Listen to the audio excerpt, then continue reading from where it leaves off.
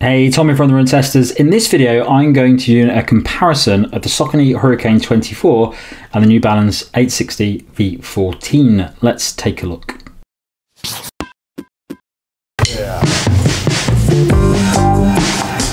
The Saucony Hurricane 24 costs £165 or $160. It weighs 323 grams or 11.4 ounces for men in a size 8, and the drop is 6mm. The New Balance Fresh Foam X 860 v14 costs £140 or $140. It weighs 283 grams or 9.9 ounces for men in a size 8, and the drop is 8mm.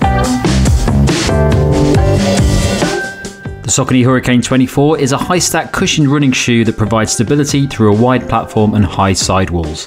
The midsole is dual layer, combining the soft bouncy PWRRUN PB found in some of the brand's performance shoes and a lower layer of PWRRUN to improve support and durability. Those foams work alongside a rocker design to give a smooth heel-to-toe transition. The outsole uses Saucony's reliable XT900 outsole rubber positioned across key areas to improve grip and protection, and there's a roomy engineered mesh upper to provide a comfortable fit and plenty of breathability. The New Balance Fresh Foam 860 v14 is a moderate stability shoe designed for daily training. It provides a subtle level of support through a dual layer midsole foam alongside a stability plate that runs across the length of the shoe. The upper layer of Fresh Foam X is there to provide comfort and cushioning, while the firmer layer of foam positioned underneath provides support, specifically on the medial side. Version 14 also receives a slight increase in the stack height, as well as the drop going from 10mm to 8mm. There's a rocker profile that's built to provide a smooth transition, and a thick layer of outsole rubber is there to provide grip and improve durability. The upper is a well-structured engineered mesh design that provides plenty of padding around the heel and tongue. Okay, so the fit for me in both of these shoes, I'm a size 8 in the UK. I've found these shoes to be very, very comfortable. I definitely would stick to my size in both of these shoes. There's plenty of space in the forefoot. There's plenty of padding around the sides of the shoe. The upper is quite similar. It's quite reinforced, which is what you probably want from a stability shoe, because you want to make sure that your foot is firmly held in place. And they've got very nicely cushioned uppers as well, so they're very comfortable shoes. They're definitely designed for comfort, so they're not narrow for me in any way, not restrictive. They're very, very accommodating and welcoming for well, any runner really that wants a nice comfortable shoe. So I'd stay to my size in both of these shoes. Stability shoes are becoming a bit tricky now because they have really advanced in recent years. Stability shoes maybe 5 or 6 years ago were very similar beasts. They would be quite chunky, they would probably have quite firm midsoles, they'd have the medial posts in. They would be quite easy to compare because they were doing a very similar thing. Now stability shoes are really changing quite a lot, and we're seeing a lot more stability shoes come out which ride very much like daily shoes, cushion shoes, and it's quite hard to actually view them as stability shoes unless you really need that stability. Both of these shoes are good examples of that, because I've been testing both of these shoes for a while and I really enjoyed testing both of these. I'm not technically a stability runner. I'm told by gait analysis that I could do with some stability, but I've never really needed to use it, and I test a lot of shoes and I've never had any issues with stability. So both of these shoes, I was quite surprised that I've really been enjoying testing both of them. And I think the biggest comparison between the two is that I don't feel like these are stability shoes when I'm out running in them. They both ride like non-stability shoes, so they're very comfortable to wear. I don't feel like they're pushing my foot into a specific position. They feel largely natural to run in and feel very comfortable to run in. Now, it's not until I try to really activate those stability elements in the shoe that I can tell that they are stability shoes. So if I try and overpronate a little bit, that's when the midsole in these shoes kicks in quite a bit. They're quite similar in how they work with stability, so they don't have really obvious stability elements, but the Hurricane 24 is a very wide shoe and it has a very thick, stable midsole. It's not really firm midsole, but it's very steady, like you can really feel it holding your foot underneath. It's not really soft, and when you're out running in it, your foot really feels like it's nestled nicely onto the ground, and with that wide base it's quite hard to move your foot into positions that isn't landing nicely. So it'll sort of move your foot into the right position and land it softly on the ground.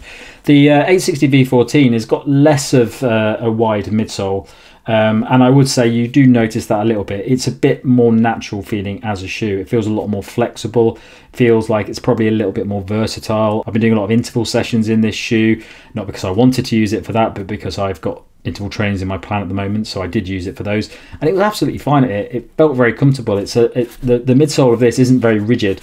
It's quite flexible midsole, so you can really feel that when you're out on the run. It feels more like a conventional daily shoe. So it is a little bit more versatile. It's not the most versatile shoe in the world, but you can pick up a nice pace in it, and especially with things like intervals, you can hold a nice pace with it. The Hurricane 24 is less versatile. It is firmly sits in that world of easy day runs, probably long runs at zone 2 pace or something like that. For me, it's more comparable with shoes like the New Balance More V4, where it's very much a cushioned, easy cruiser that just holds your foot in position and really gives you a nice smooth motion as you run forward. But it's not really giving you any energy return. It's not really giving you any nimbleness or anything like that.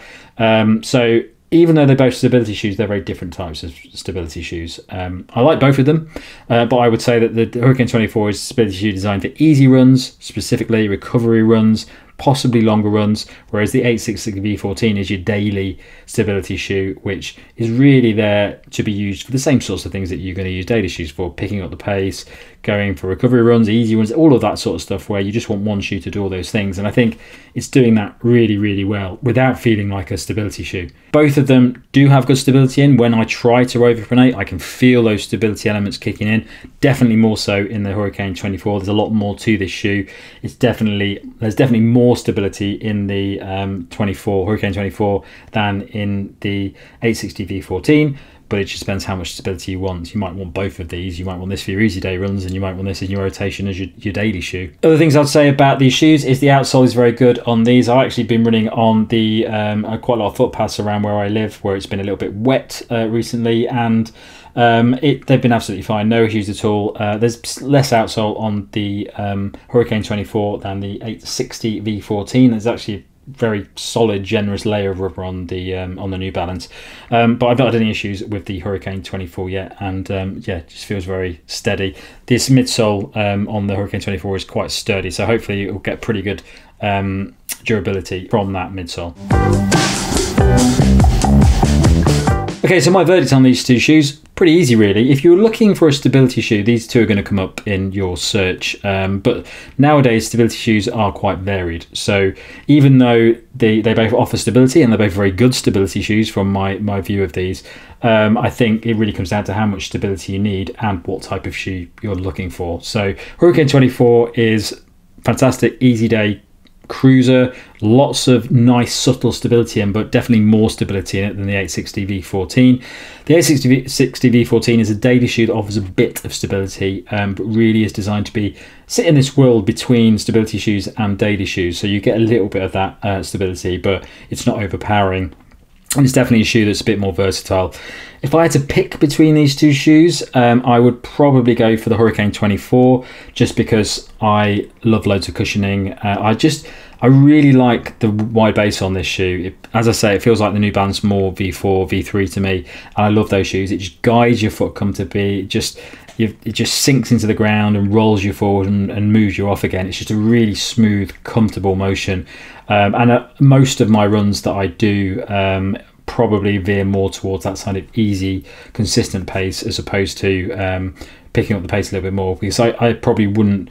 I'd use a different shoe for that. So I don't need a versatile stability daily shoe, but I do like having a stability shoe or a bit of stability in my easy day long run shoes, just because I think it's more valuable for me when my legs are getting tired. But I think they're both excellent shoes. I'm just going to go for the Hurricane 24 just because I think it's a really surprisingly good shoe that I think a lot of people are going to like. Alternatives to these shoes would be something like the Asics Gel Keanu 31, which is a very good stability shoe as well. Definitely sits into this realm of more natural feeling, conventional running shoes as opposed to stability shoes.